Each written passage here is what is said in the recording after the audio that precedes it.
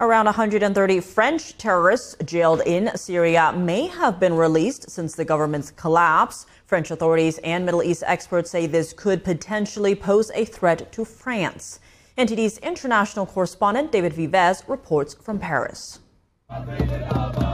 Members of the Syrian community living in France have been celebrating the takeover of the Syrian regime since Sunday.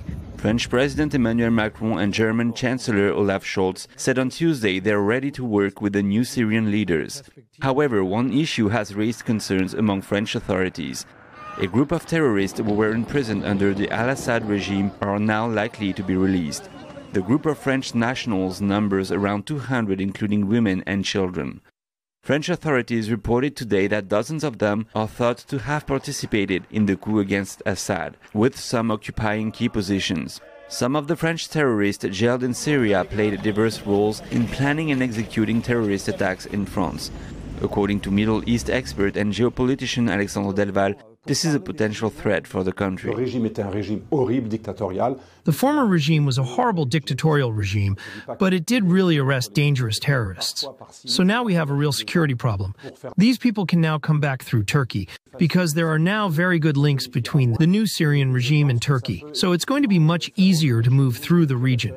Delval says the Paris attack in 2015 could have been avoided if France and Syria cooperated on security. At the time, Syria hosted terrorist training camps, which is where the attackers who struck Paris were trained. Many EU governments severed ties with Syria during the al-Assad era.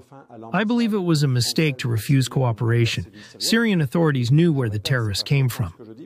Delval also says the situation in Syria should be carefully monitored in relation to international terrorism. However, it is likely that certain individuals in Syria will be tolerated and allowed to undergo ideological or psychological training.